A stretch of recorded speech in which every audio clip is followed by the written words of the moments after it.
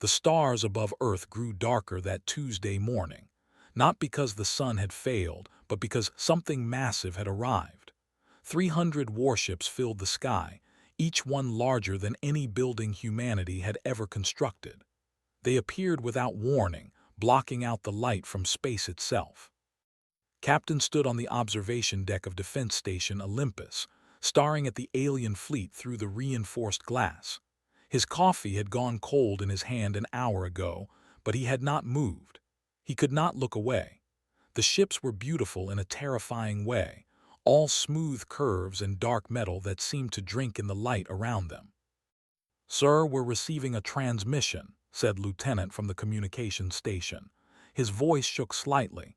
Everyone's voice shook that day. Turned away from the window. "Put it through, all channels. The whole world needs to hear this." The main screen flickered to life. The creature that appeared was tall and thin, with 4 arms and skin that looked like polished stone. Its eyes were large and black, showing no emotion that humans could read. When it spoke, the words came through a translation device that made its voice sound hollow and mechanical. "I am commander of the Empire. Your species is now under our authority. You have 72 hours to surrender all military forces and accept our rule.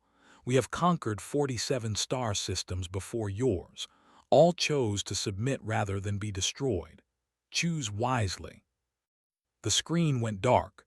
Silence filled the station. Then someone laughed. It was a short, bitter sound that came from one of the junior officers. "Did that thing just tell us to surrender?" the officer asked. "Just like that, no negotiation, no discussion." Looked around the room. He saw fear in many faces. That was natural, but he also saw anger. That was very human. "Get me Admiral Lee, now." Down on Earth, in the underground bunker that served as United Earth Defense Headquarters, Admiral Lee was already moving. He had been a soldier for 40 years, fought in 3 wars and survived battles that killed better men than him. He was old now, his hair gray and his hands marked with scars, but his mind was sharp as ever. 72 hours, he said to his staff. "They think that's enough time for us to give up everything." "Sir, their fleet is enormous," said Colonel Bora. She pulled up holographic displays showing the alien ships. "Our best estimates say each one of those vessels could destroy one of our cities in minutes. We have nothing that can match their firepower." "I didn't ask if we could match them," said. "I asked what we do with 72 hours." In another part of the building, Dr. Park was listening to the alien message for the 20th time. As Earth's lead, she had spent her whole career preparing for first contact with aliens. She had imagined many scenarios: a peaceful meeting, a trade agreement, even a misunderstanding that led to conflict, but she had never imagined this: a simple demand, surrender or die. "What do you think?" asked her assistant. "I think they're used to winning," said slowly. She rewound the message again, watching his face. "Look at how he speaks. No emotion, no attempt to convince us. He's not negotiating, he's informing us, like someone telling a child what to do." "Because they've done this 47 times before," said, "and it always works." "Yes," agreed, "but they don't know us, they don't know what humans are like." She stood up and grabbed her tablet. "I need to speak with Admiral Lee, right now." Within 6 hours of the alien ultimatum, the world's governments had united in emergency session. Some called for immediate surrender. Why fight an enemy so much stronger? Better to live under alien rule than die free. Others called for resistance. Die fighting or die kneeling, but die with dignity either way. Captain watched the debates from his station in orbit.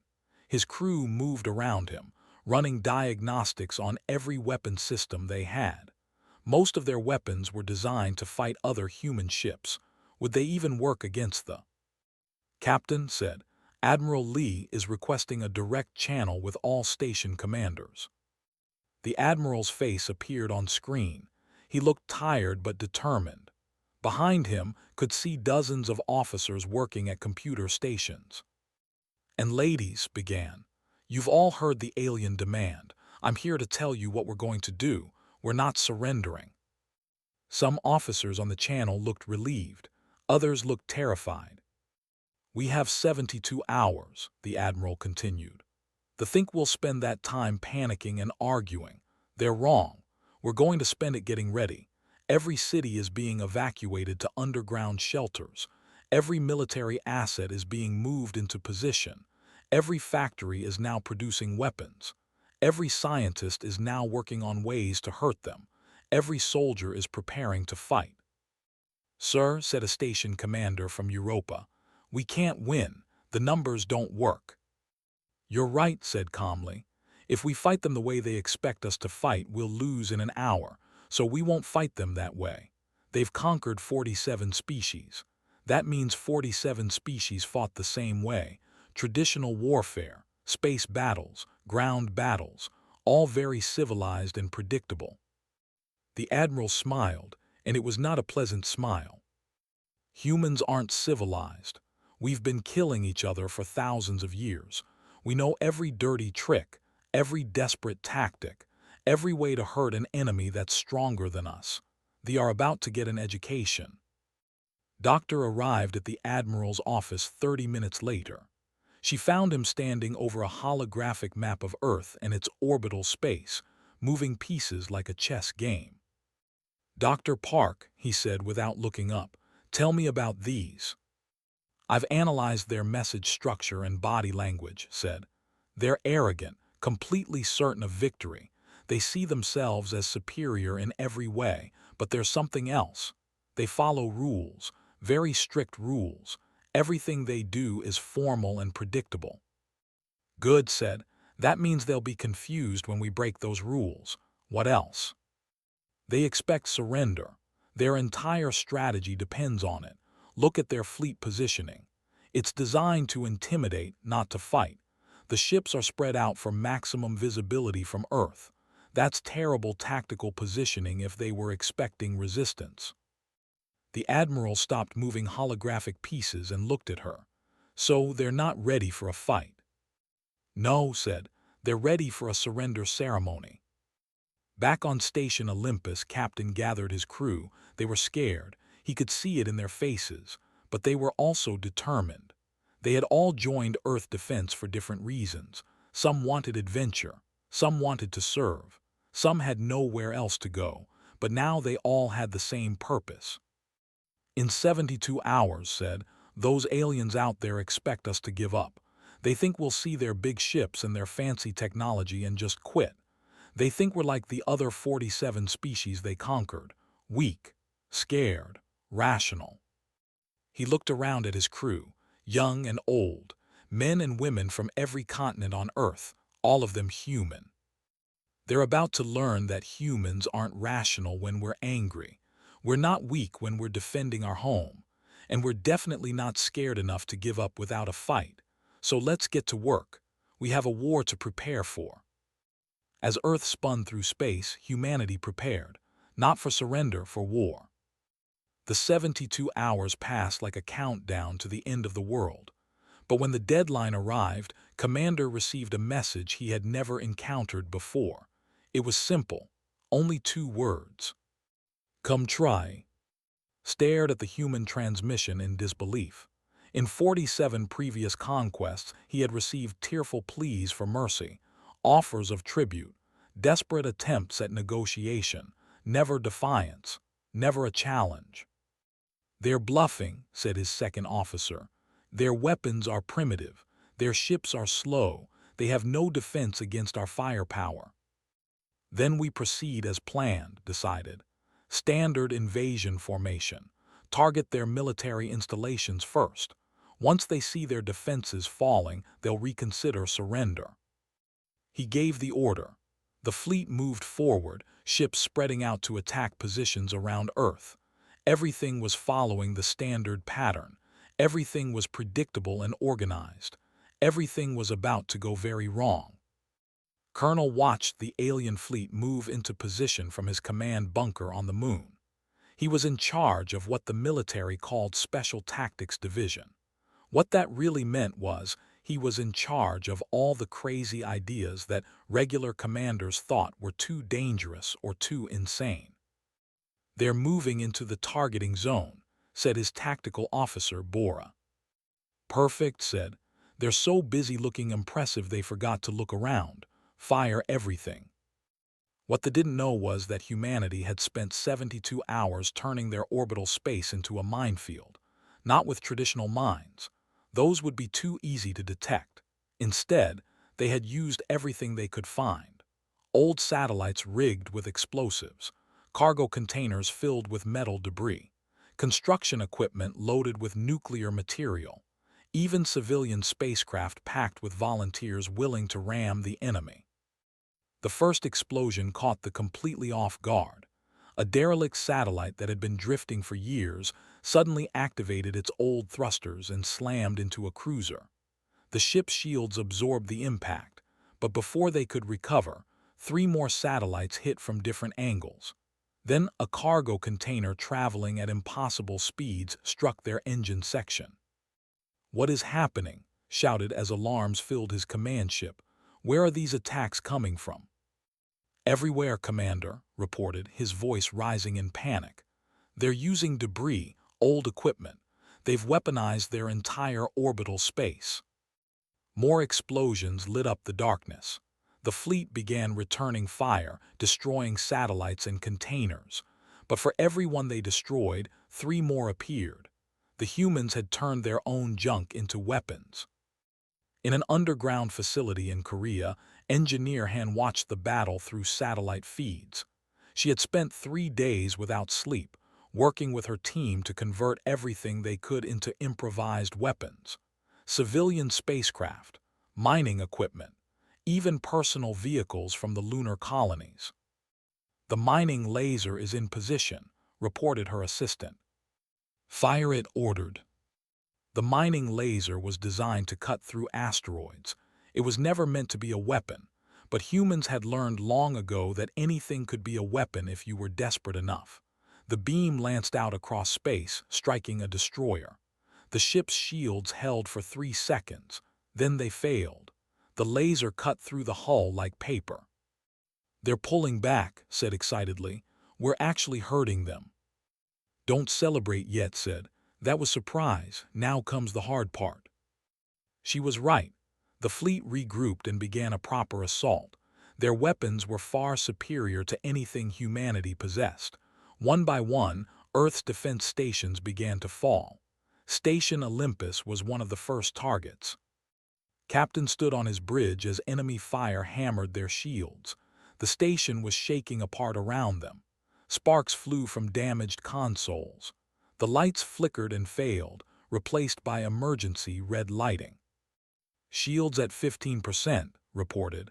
"Hull breaches on decks 7 through 12. We can't take much more." "We don't have to," said calmly. He turned to his pilot. "Is the engine ready?"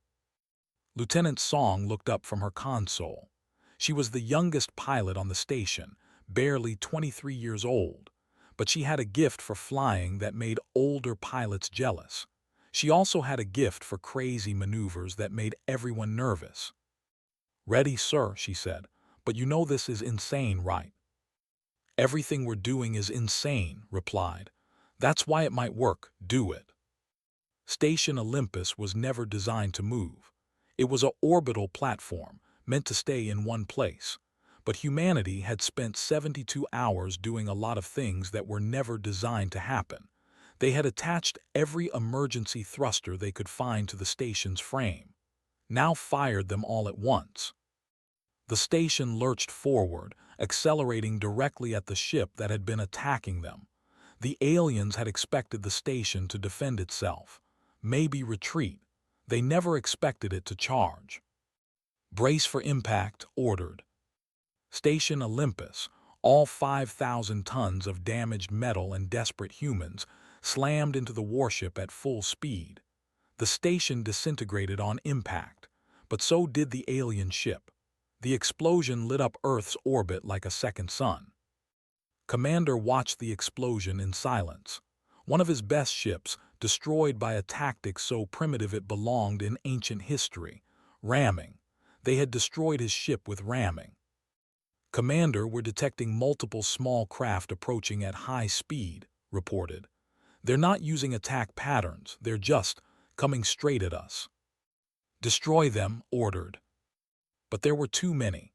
Hundreds of small craft, most of them civilian spacecraft that had been converted in the past 3 days. Some were remotely piloted. Others had volunteers inside, ready to die if it meant taking an alien ship with them. The weapons destroyed most of them, but some got through. One transport ship, packed with conventional explosives, struck a carrier at the base of its shields. Another, piloted by a retired pilot named who was 73 years old, flew directly into the engine ports of a destroyer. The old man transmitted one message before impact. "For my." Back in his bunker on the moon, Colonel watched the chaos unfold.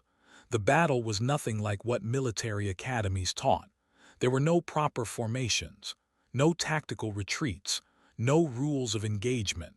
It was pure, desperate chaos, and somehow it was working. "They have never fought anyone like this," Bora said, understanding dawning in her voice. "They're used to organized resistance, military targets, predictable strategies. We're not fighting like that." "No," agreed. "We're fighting like humans, dirty, desperate, and willing to die if it means hurting them. They don't know what to do with that." But also knew they were losing. Yes, they had surprised the. Yes, they had destroyed several alien ships, but the cost was enormous. Station Olympus was gone. Most of Earth's orbital defenses were destroyed or badly damaged. They were pulling back, but only to regroup. "They'll adapt," said quietly. "Now that they know we'll fight, they'll come back ready for it. This was just round one." In space, Song floated in an escape pod, one of only 15 survivors from Station Olympus. She could see Captain's pod nearby. The old captain had somehow survived the ramming. Around them, debris from the battle drifted past.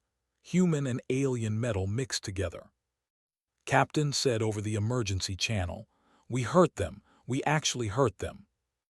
"We did," confirmed. His voice was tired but satisfied.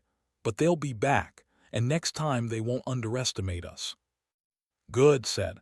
"I was worried this was going to be too easy." Despite everything, despite floating in a fragile pod in the middle of a debris field with an alien fleet nearby, laughed. That was very human too, finding humor in the darkest moments. Commander stared at the casualty reports in disbelief. 7 ships destroyed, 15 more damaged, over 2,000 soldiers dead, in a single battle, against a species they had considered primitive. "Send a message to the Imperial Command," he said slowly. "Tell them we need reinforcements. Tell them these humans are not like the others. Tell them." He paused, searching for the right words. "Tell them they fight like animals, with no honor, no rules, no fear of death." "Should we request permission to withdraw?" asked quietly. "No," said firmly. "We stay. We will conquer this world, but we do it properly now. No more assumptions. These humans want a war. We'll give them a war." But as his fleet reformed and prepared for the next assault, felt something he had not experienced in his long military career. For the first time in 47 conquests, he felt uncertain. These humans had already broken every rule of how conquered species were supposed to behave. What else were they capable of? 2 weeks after the first battle, they made their second mistake. They decided to land ground troops. Commander had learned from the orbital battle. He knew humans would fight back. He knew they would use unconventional tactics. But he believed that on the ground, with superior numbers and superior weapons, they would dominate. After all, ground warfare was simple. Whoever had the biggest army and the best weapons won. Had never fought humans on the ground before. The invasion began in North America, where they detected what they believed was a major military base. Drop ships descended through the atmosphere, carrying 10,000 elite soldiers. They landed in a valley surrounded by mountains, expecting to find bunkers and fortifications. Instead, they found an empty town. Sergeant Minu watched the aliens land from his position in the mountains above. He was in command of 300 soldiers, all that remained of the 5th Infantry Division after the orbital bombardment. 300 humans against 10,000 aliens. The odds were terrible. Minu smiled. "Remember," he said to his troops over the radio, "we're not here to win a battle, we're here to make them afraid. Let them land. Let them spread out. Then we teach them what happens when you invade human territory." The troops moved into the empty town cautiously. Their commander, Officer N, was experienced and careful. He sent scouts ahead. He established a perimeter. He did everything by the book, and that was exactly what Minu was counting on. The first explosion came from a building they had already cleared. They had searched it, found nothing, and moved on. They didn't know that humans had rigged the entire building with delayed explosives. 20 soldiers died in the blast. Before the dust settled, gunfire erupted from a dozen different positions in the mountains. Minu's troops fired in short, controlled bursts, then immediately moved to new positions. By the time the returned fire, the humans were already gone. Then another building exploded. Then another. They began to realize that the entire town was one giant trap. "Pull back to the landing zone," and ordered. His troops began to retreat, maintaining formation, covering each other professionally. But the humans had anticipated this too. The roads they had used to enter the town were now blocked with debris and fire. They were channeled into kill zones where human snipers waited. "They're hurting us," and realized with growing horror, like animals. He was right. Minu wasn't trying to fight a traditional battle. He was hunting. Every street, every building, every piece of ground had been prepared in advance. The humans knew this territory. They had grown up here, played here as children, knew every hiding spot and shortcut. There were strangers fighting in a maze designed to kill them. By nightfall, they had lost 800 soldiers. They had killed only 37 humans, and most of those were civilians who had refused to evacuate and had joined the fight with hunting rifles and homemade explosives. In a laboratory beneath Seoul, Dr. Bay was making an even more disturbing discovery. She was a biologist who specialized in disease research. When the invasion began, the military had brought her samples of tissue from the space battle. They wanted to know if there was any biological weakness they could exploit. What found was both terrifying and perfect. "They have no immune system," she explained to Admiral Lee over a secure video link. "Or rather, they have one, but it's completely different from ours. They evolved on a world with very few microorganisms. Their bodies have no experience fighting disease." "And that means?" the Admiral asked. "That means Earth is a death world for them," said. She pulled up holographic displays showing microscopic organisms. Every breath they take is filled with bacteria and viruses that their bodies don't know how to fight. The common cold could kill them. Regular influenza would be lethal. We don't even need to weaponize anything. We just need to expose them to normal Earth diseases. "Do it," ordered without hesitation. "I want every soldier on our planet to understand that our world itself is fighting them." His team began working immediately. They didn't create new diseases. They didn't need to. They simply took samples of common human illnesses and introduced them into areas where troops were operating. Within 3 days, soldiers began falling ill. Within a week, they were dying. Their medical teams had no idea what was happening. They had treatments for injuries. They had technology that could heal wounds that would kill humans, but they had no defense against a simple bacterial infection.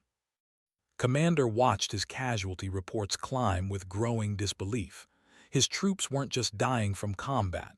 They were dying from the planet itself, from breathing the air, from touching the water, from exposure to organisms so small they couldn't be seen.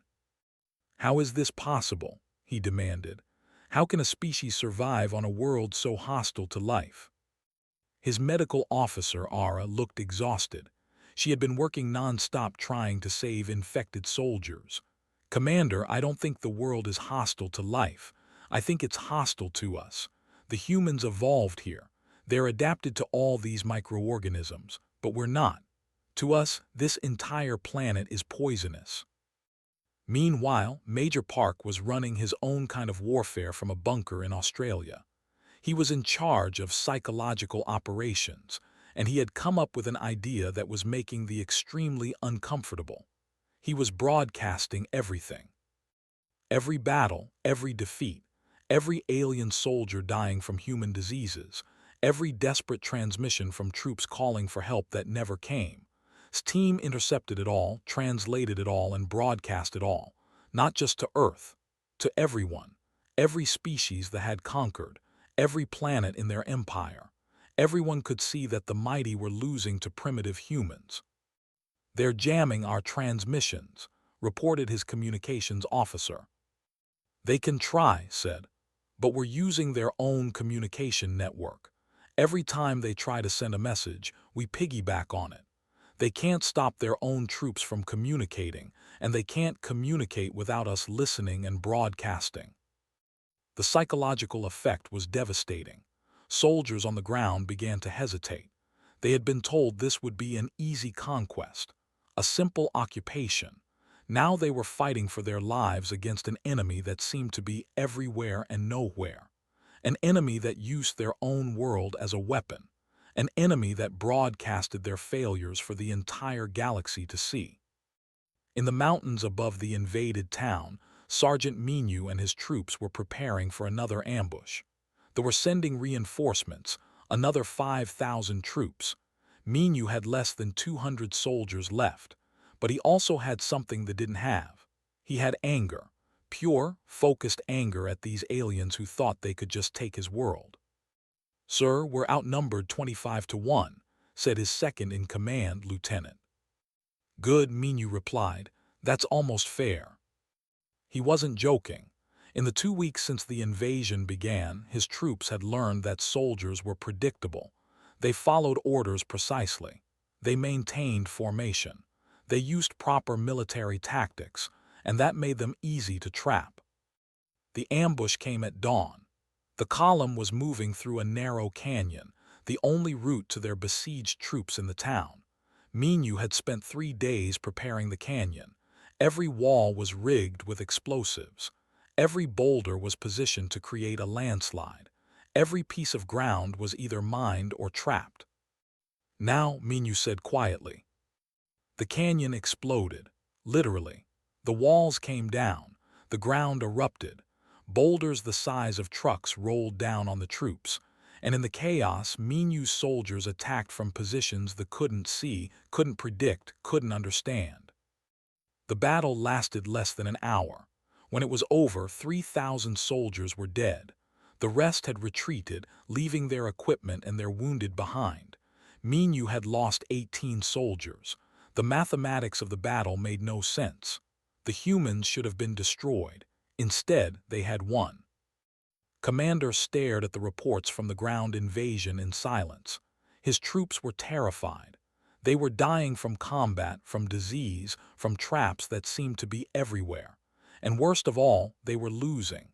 Losing to a species that should have been conquered in days. "Commander, we have another problem," said hesitantly. "We're receiving messages from the other conquered worlds.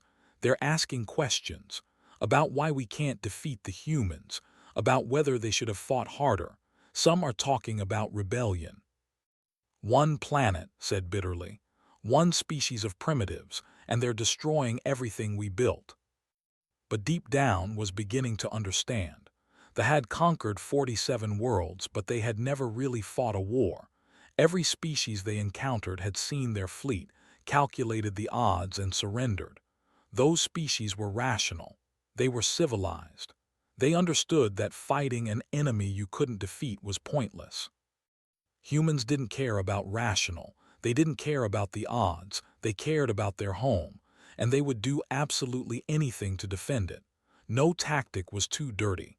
No sacrifice was too great. No price was too high. Dr. Bay sent her latest report to Admiral Lee that night. "Casualties from disease have exceeded casualties from combat," she wrote.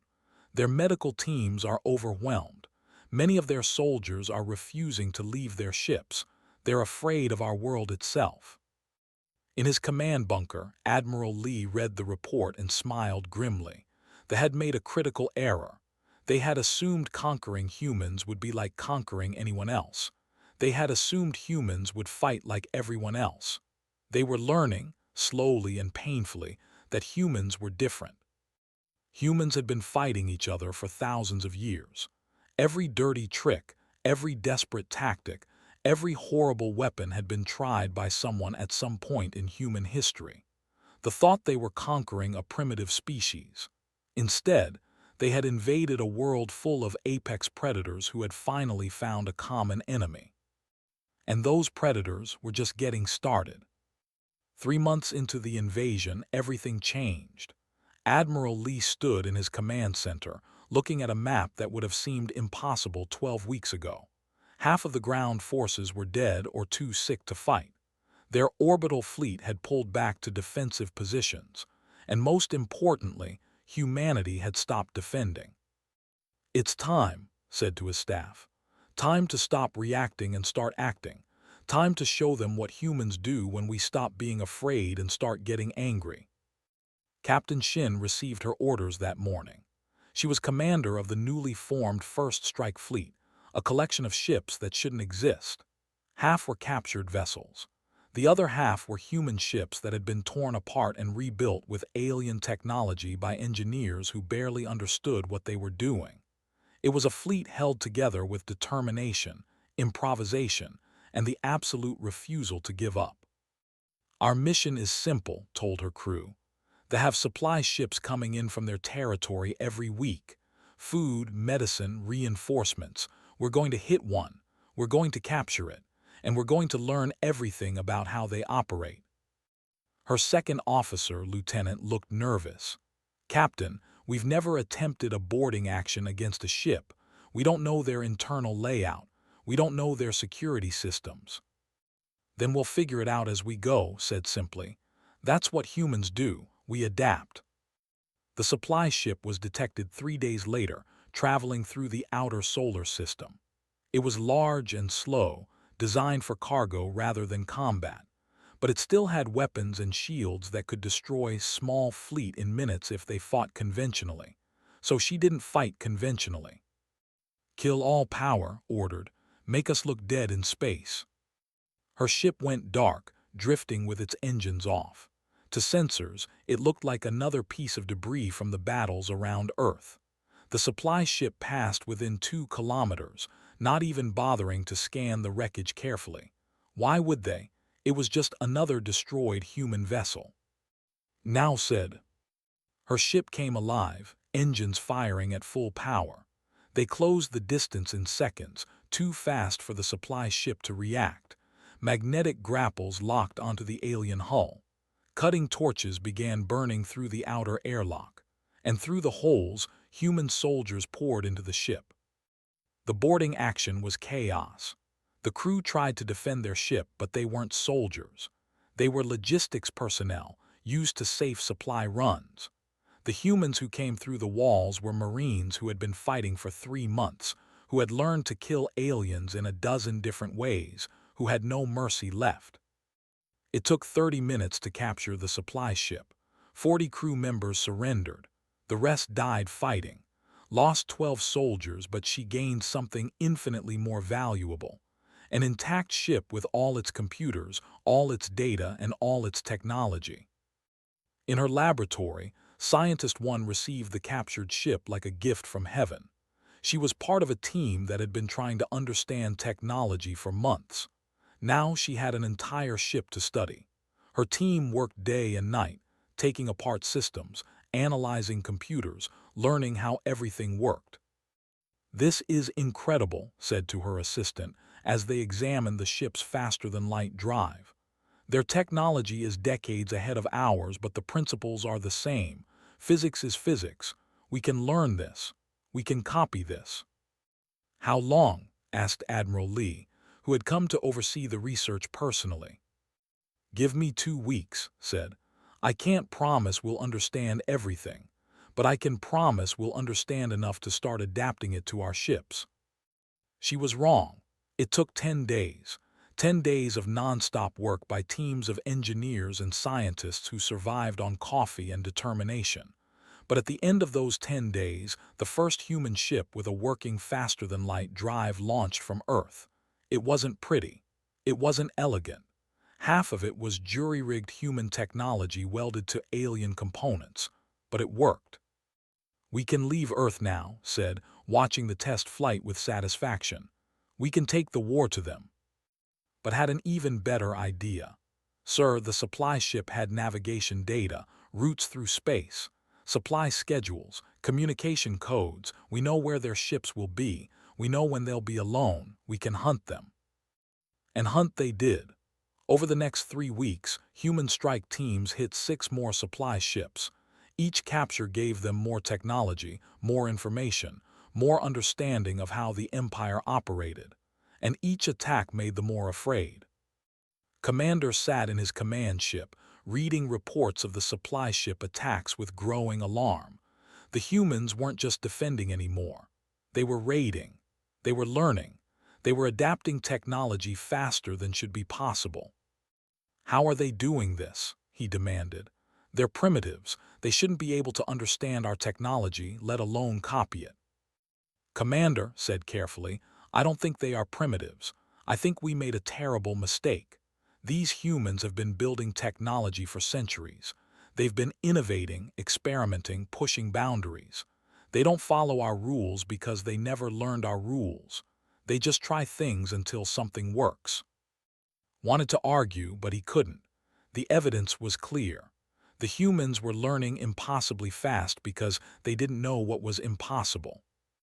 Meanwhile, was preparing for her most ambitious mission yet. The captured data had revealed something important. They had a regional command station at the edge of their territory. It coordinated all military operations in this sector, and its location was in the database. "It's heavily defended," warned, showing her tactical displays. 20 warships, defensive platforms, shield generators. Even with our new faster-than-light drives, we can't fight through that." "We don't need to fight through it," said. "We just need to get close." She explained her plan to Admiral Lee. He listened in silence, then shook his head in amazement. "That's completely insane. It violates every principle of military tactics. The casualties will be enormous." "Yes, sir," agreed, "but it will work." Thought about it for a long moment. Then he smiled that grim smile of his. "Do it. Show them what happens when they make humans desperate." The attack came without warning. 15 human ships, all equipped with captured faster-than-light drives, appeared near the command station. They immediately began broadcasting on all frequencies. Not threats, not demands, just information. Data from every battle, every defeat, every casualty report, every intercepted communication showing soldiers begging to be pulled back from Earth. "We're not here to destroy you," broadcast in the language. "We're here to show you something. Show you what happens when you underestimate humans." The fleet moved to engage, but they were too slow. The human ships weren't fighting. They were running, leading them on a chase through the asteroid field near the command station, and everywhere they went, they left behind surprises. Remote-controlled mines, disabled satellites rigged to explode, cargo containers full of debris set to detonate. They found themselves fighting a ghost fleet that struck and vanished, that left traps everywhere, that refused to engage in a proper battle. 3 ships were destroyed in the chase. 5 more were damaged, and the human fleet escaped with only 2 ships lost. But the real damage wasn't to the ships, it was to confidence. Their regional command station, supposedly impregnable, had been raided by primitives using their own technology against them. Back on Earth, Dr. Park was working on a different kind of weapon. She had been studying communications, learning their language, understanding their culture, and she had discovered something interesting. The Empire wasn't unified. It was held together by fear and by the belief that they were invincible. "What happens when that belief breaks?" she asked Major Park, the psychological warfare specialist. Revolution, said immediately. If the conquered species think they can win, they'll fight back. Exactly, said. So let's tell them they can win. Let's tell them what we did. They began broadcasting to every conquered world in space. Not propaganda, just facts.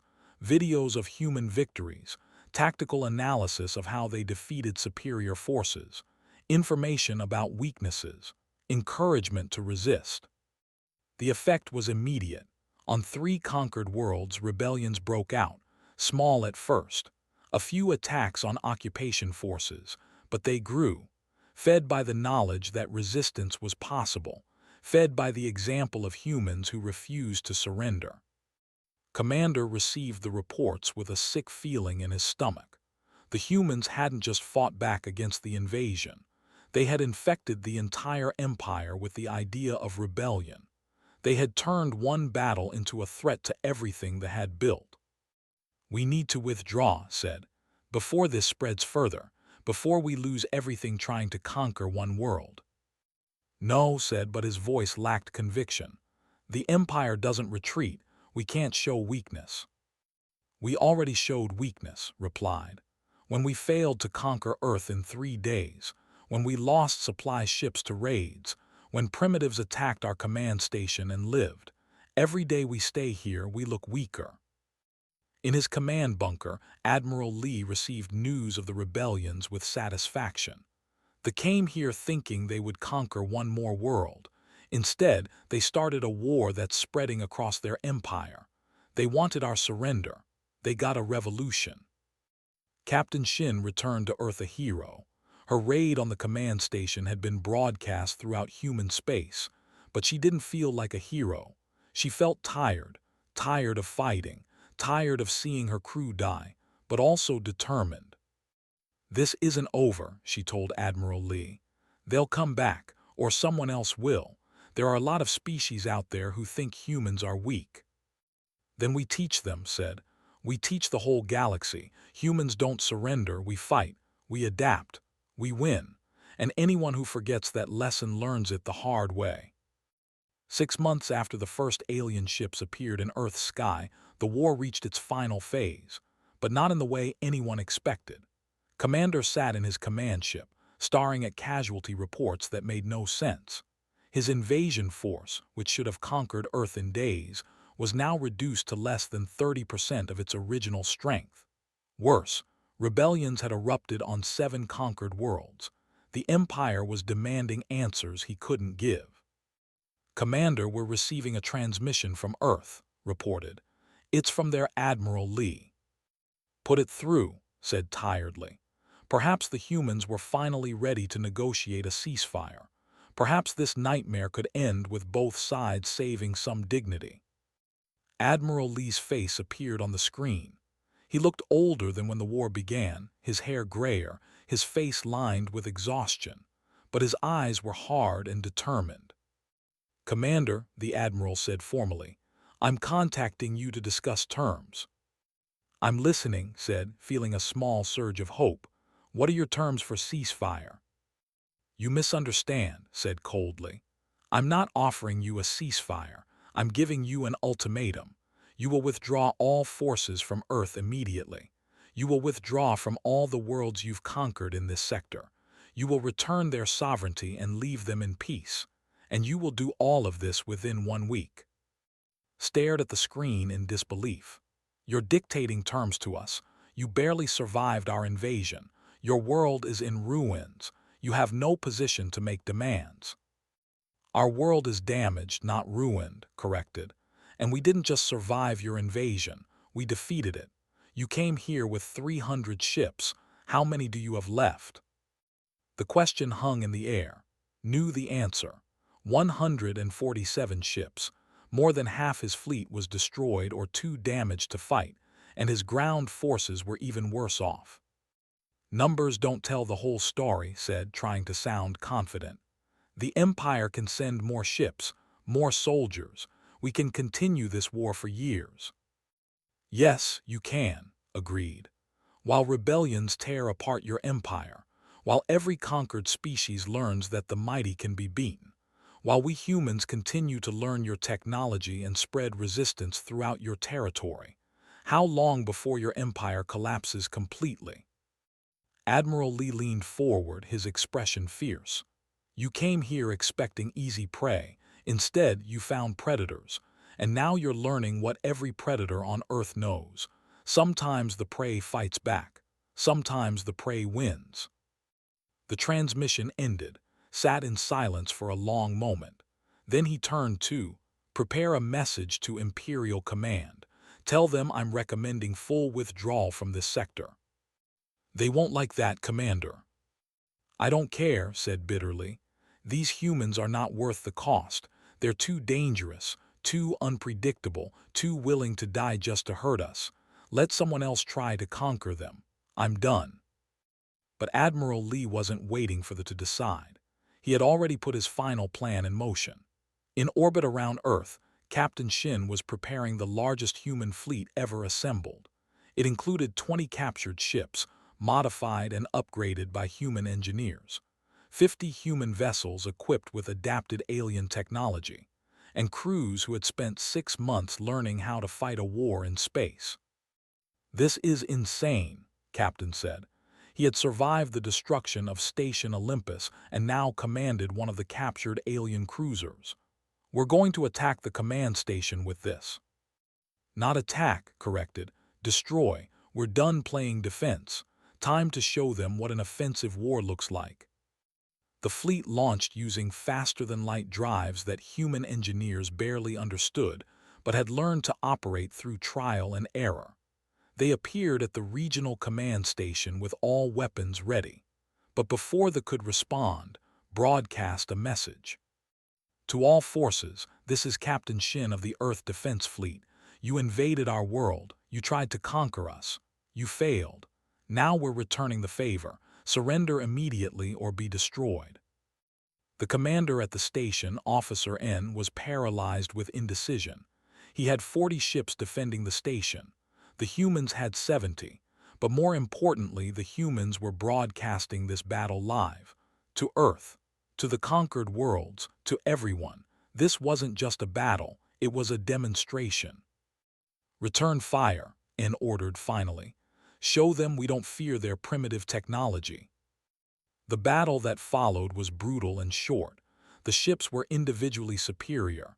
Their weapons were more powerful. Their shields were stronger. But the humans didn't fight like they expected. They didn't maintain formation. They didn't follow tactical doctrine. They swarmed like insects, attacking from every angle using tactics that made no sense. Lieutenant Song, now a squadron leader, flew her fighter directly at a destroyer. Her ship was tiny compared to the massive warship, but she was fast and unpredictable. She dodged their defensive fire, weaved through their shields, and fired her weapons at point-blank range directly into their engine ports. "That's for Station Olympus," she said as the destroyer exploded. Captain commanded his ship like a weapon itself. When his guns ran out of ammunition, he rammed a cruiser. When his shields failed, he kept fighting anyway. When they called for his surrender, he laughed and fired everything he had left. The battle lasted 4 hours. When it was over, the command station was destroyed. 23 ships were gone. The humans had lost 31 vessels, but they had won. And more importantly, they had proven something. They could take the fight to the enemy. They could win in alien space, far from home, against superior numbers. Commander watched the battle reports in his private quarters. He had already prepared his message to Imperial Command, but now he added a new section, a warning. "The humans are unlike any species we have encountered. They do not think rationally when threatened. They do not calculate odds. They simply fight with everything they have until either they win or they die. More importantly, they learn. In 6 months, they have gone from primitive spacecraft to vessels that can challenge our fleet. They have gone from defending one planet to raiding our territory. They have gone from survivors to warriors." He paused, choosing his next words carefully. "I recommend we designate Earth as a prohibited world. We should establish a treaty with the humans, recognizing their sovereignty and establishing clear boundaries.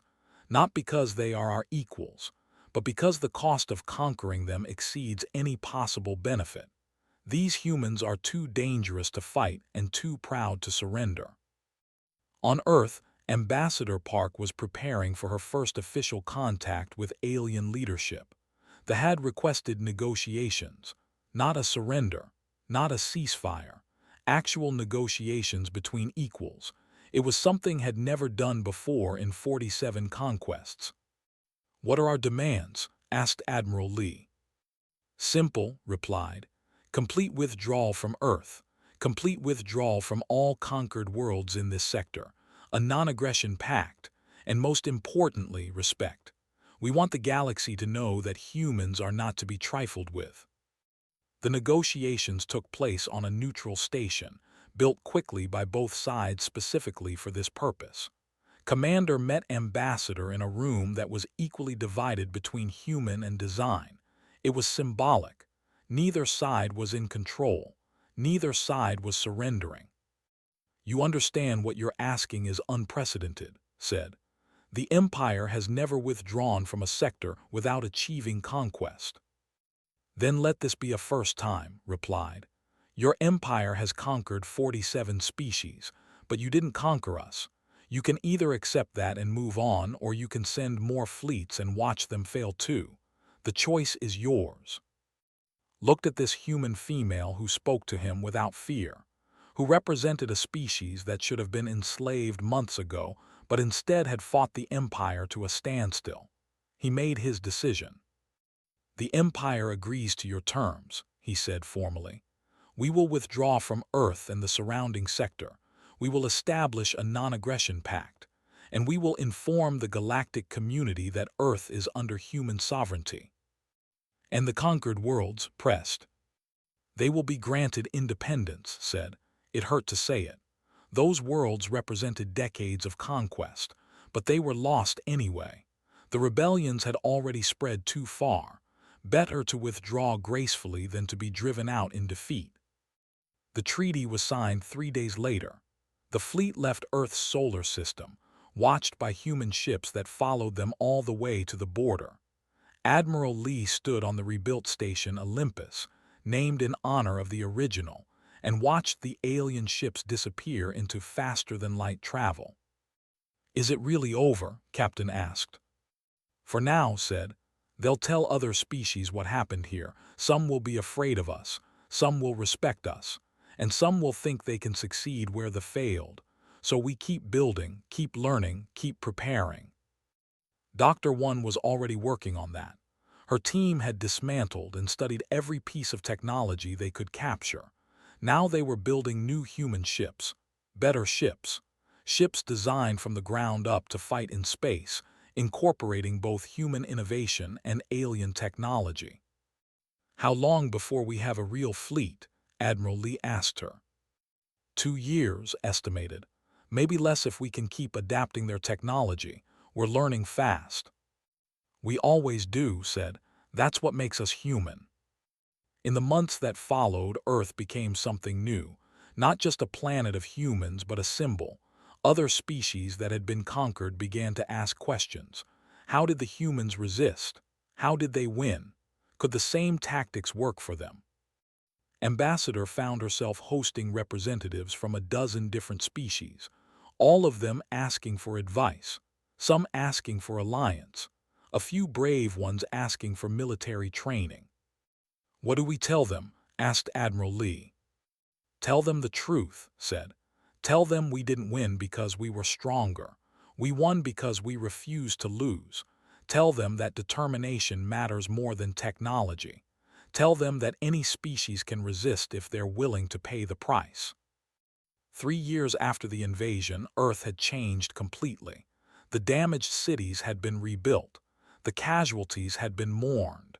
But something fundamental had shifted. Humanity was no longer alone in the universe, and they were no longer victims. Captain Song, now a full commander, stood on the bridge of Earth's warship. It was larger than anything humans had built before, combining their engineering with captured alien technology. She was leading a patrol along the border of human space, making sure everyone knew that Earth was defended.